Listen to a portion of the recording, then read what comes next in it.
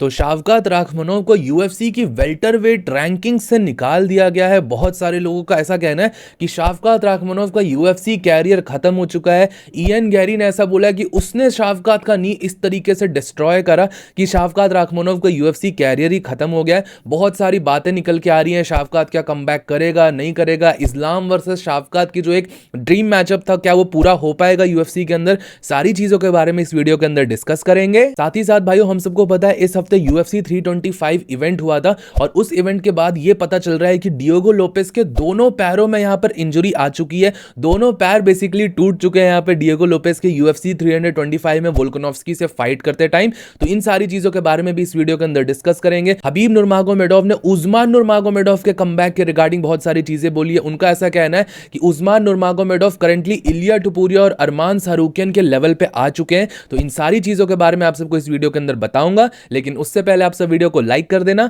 Channel को subscribe कर देना यूएफसी कॉम्बैट स्पोर्ट्स का ऐसा ही कंटेंट हिंदी में एंजॉय करने के लिए। तो भाइयों मैंने एक दिन यहां पर ब्रेक लिया था, एक दिन वीडियो नहीं डाली, लेकिन जैसे ही मैंने इंस्टाग्राम खोल के देखा यहां पे दिखा रहा है शावकात राखमनोव की यूएफसी की वेल्टरवेट रैंकिंग से ही निकाल दिया।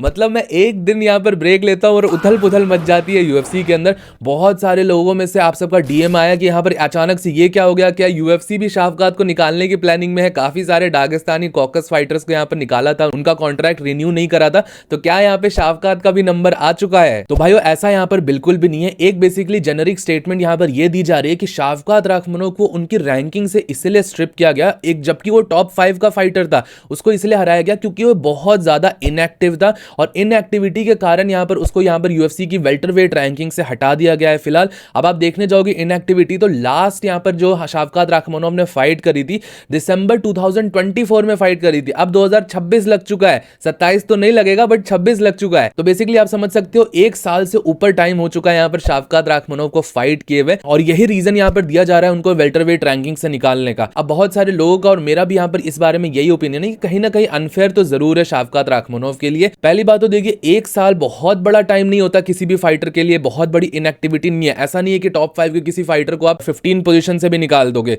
ऑब्वियसली थोड़ी रैंकिंग्स नीचे जाती है, बट पूरी तरीके से रैंकिंग से ही बूट आउट कर देना ये अपने आप में ही बहुत ज्यादा ग्रेव स्टेप था। अब भाइयों देखिए इस बारे में मैं आप सबको अपना ओपिनियन बताता हूं। बहुत सारे लोगों का और मेरा भी ये मानना है कि कुछ ज्यादा ही अग्रेसिव मूव ले लिया गया है शावकात के अगेंस्ट। ऑब्वियसली इनएक्टिविटी के कारण फाइटर्स पोजीशन लूज करते हैं, बट सीधा टॉप 5 के फाइटर को यहां पर 15 पोजीशन से भी निकाल देना ये थोड़ा अग्रेसिव था।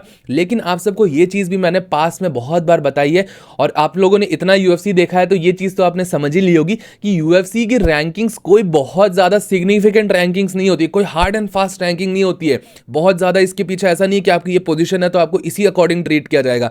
हमने देखा है कोई नीचे के रैंक वाले को भी टाइटल शॉट मिल जाता है, कोई ऊपर के रैंक वाले को साल साल 2-2 साल तक टाइटल शॉट नहीं मिलता है। तो आप सब रैंकिंग्स को इतना ज्यादा सीरियस मतलब डिविजनल रैंकिंग्स भी यहां पर बहुत ज्यादा सीरियसनेस के साथ नहीं ली जाती। इवन जो नंबर 1 कंटेंडर है उसको भी टाइटल शॉट मिलेगा, कब मिलेगा कोई भरोसा नहीं होती। बहुत सारे एक्सटर्नल सर्कमस्टेंसेस भी होती है रैंकिंग्स के अलावा जो कि आपको डिसाइड करती है कि आप यूएफसी में कैसे प्रोग्रेस कर रहे हो। अब भाइयों यहां पर क्वेश्चन ये आ रहा है कि शावकात को फिर टॉप 15 से ही क्यों निकाल दिया, कोई एक 10th position 11th 12th 15th position नहीं दे सकते थे?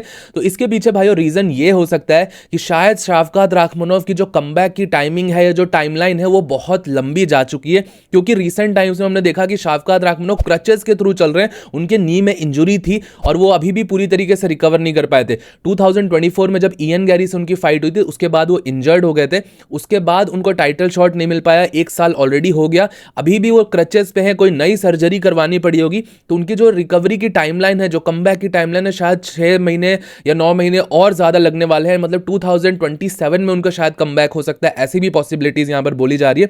इसीलिए यूएफसी ने उनको सीधा बूट आउट कर दिया रैंकिंग से। बट भाइयों इसका मतलब ये बिल्कुल भी नहीं है कि शावकात राखमनोव का यूएफसी कैरियर खत्म हो चुका है। बहुत सारे लोगों को ऐसा लग रहा है कि उसको यूएफसी से निकाल दिया गया, ऐसा बिल्कुल भी नहीं है।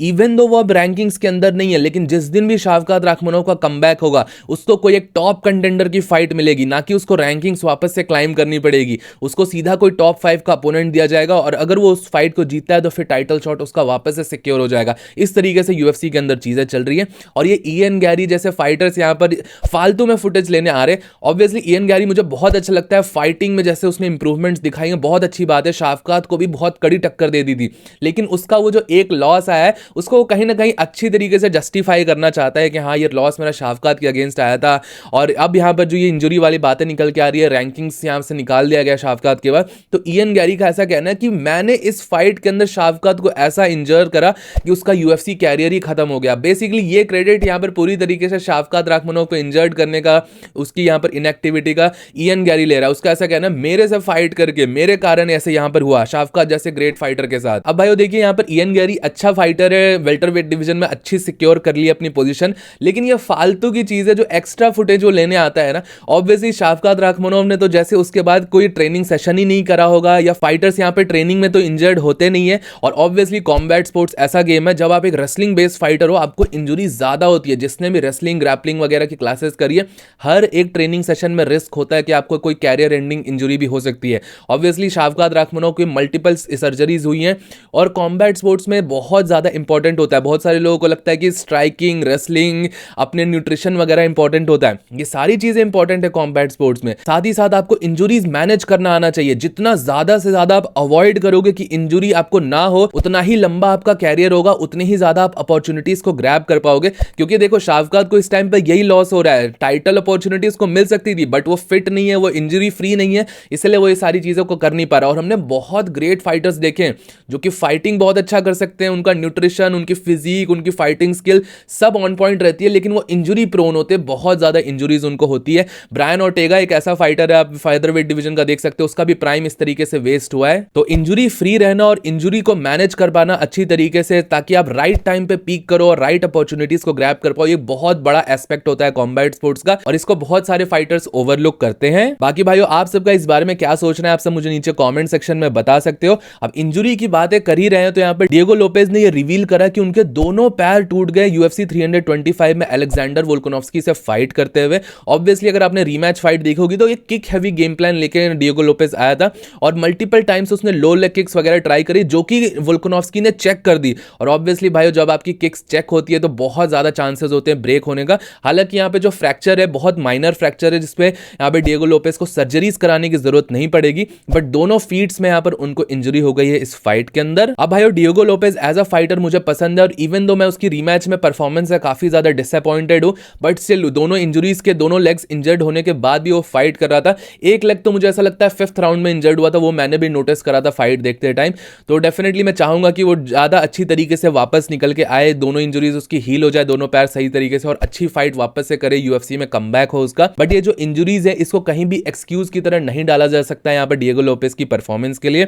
इवन दो अगर चलो बैर इंजर्ड भी हो गए थे, डिएगो लोपेज की जो यहाँ पर गेम प्लान था, गेम प्लान में ही बहुत बड़ा फॉल्ट था। मुझे ऐसा लगता है डिएगो लोपेज अपने हैंड्स को ट्रस्ट नहीं करता है। बाकी फाइटर्स के अगेंस्ट जब वो फाइट करता है तो एक डिफरेंट फाइटर दिखता है, वो अपने पंचेस ज्यादा थ्रो करता है, पंचेस पे बिलीव रखता है, बट पता नहीं क्यों, बट इवन दो वोल्कानोव्स्की एक शॉर्टर फाइटर है, डिएगो लोपेज उससे ट्रेड करने के में बहुत ज्यादा हेजिटेंट रहता है, अपने हैंड्स को थ्रो नहीं करता। और दोनों फाइट्स में देखो ऐसा आप सबको एज अ व्यूअर भी लगेगा ये बंदा अगर ज्यादा हैंड्स थ्रो करेगा, ज्यादा पंचेस थ्रो करेगा तो ये शायद वोल्कानोव्स्की को नॉकआउट भी कर दे। बट रीमैच फाइट्स में तो एक किक हैवी गेम प्लान लेके आया था, और वो कहीं ना कहीं यहाँ पर काम नहीं किया यूएफसी 325 में। बाकी भाइयों यही थे, यहाँ पर मैंने एक दिन छुट्टी ली और यहाँ पर किसी के दोनों पैर टूट गए और किसी का तो यहाँ पर कैरियर ही खत्म कर दिया लोगों ने। तो आई होप आप सबको इन सारी चीजों के बारे में क्लैरिटी निकल के आ गई होगी। अब यहाँ पर हबीब नुरमागोमेडोव ने एक बहुत बड़ा स्टेटमेंट दिया है। ऑब्वियसली हबीब का एक कजन है उस्मान नुरमागोमेडोव, आप सबको उसके बारे में पता होगा। वो फिलहाल यूएफसी में फाइट नहीं करता, वो बेलाटोर का लाइट वेट डिवीजन का चैंपियन था, करंटली अभी पीएफएल का लाइट वेट चैंपियन है। तो वो बेलाटोर पीएफएल के अंदर फाइट करता है, बहुत बढ़िया रिकॉर्ड है, अनडिफीटेड है, और इसको यहाँ पर बहुत अच्छा फाइटर माना जाता है लाइट वेट डिवीजन का।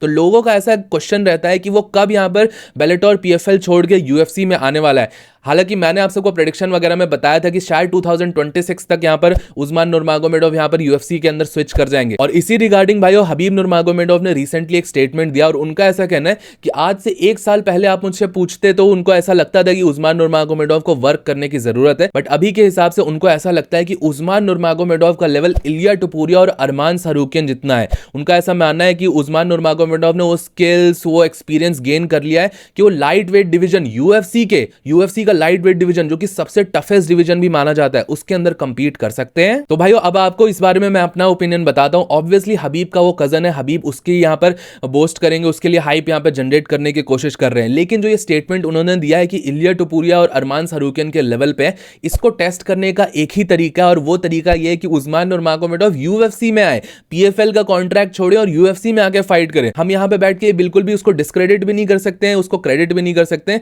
बट इलिया टुपुरिया और अरमान सरूकियन ने अपने आप को ऑलरेडी प्रूव कर दिया है। वो यूएफसी के लाइट वेट डिवीजन में ही कंपीट करते हैं, लेकिन उस्मान नुरमागोमेडोव अभी यूएफसी के लाइट वेट डिवीजन में कंपीट नहीं करते। तो वो किस लेवल पे पहुंच चुके हैं, क्या वो इलिया के लेवल पे हैं, अरमान के लेवल पे हैं, ये तो तभी पता चलेगा जब वो यूएफसी के अंदर आएंगे। और भाइयों बहुत सारे लोगों को फादर्स प्लान के बारे में तो पता था कि जो हबीब के फादर का प्लान था कि जो हबीब है वो लाइट वेट डिवीजन का चैंपियन बनेगा, फिर यहाँ पे लाइट वेट डिवीजन से वेल्टर वेट डिवीजन में मूव इन करेंगे, फिर जो लाइट वेट डिवीजन का स्पॉट खाली होगा उसके यहाँ पर इस्लाम महाचेव आके चैंपियन बन जाएंगे। ये फादर्स प्लान था, बट ऐसा लोगों का कुछ टाइम पहले कहना था कि हबीब्स प्लान भी है। बेसिकली हबीब्स प्लान ये था कि इस्लाम महाचेव यूएफसी के लाइट वेट चैंपियन बनेंगे, फिर वो जब वेल्टर वेट डिवीजन में चले जाएंगे तो यहाँ पर उस्मान नुरमागोमेडोव पीएफएल से यूएफसी के लाइट वेट डिवीजन चैंपियन बन जाएंगे। ये हबीब्स प्लान बोला जा रहा था, बट फिलहाल के लिए आप देख सकते हो इस्लाम महाचेव को वेल्टर वेट डिवीजन में मूव इन किए हुए टाइम हो गया है 6 महीने, 1 साल भी हो जाएगा 2026 के अंदर। लेकिन उस्मान नुरमागोमेडोव की फिलहाल कोई बातें नहीं चल रही कि वो कब यूएफसी के अंदर आएंगे। तो मुझे ऐसा लगता है कि उनको जल्द से जल्द यूएफसी के अंदर डेब्यू करना चाहिए।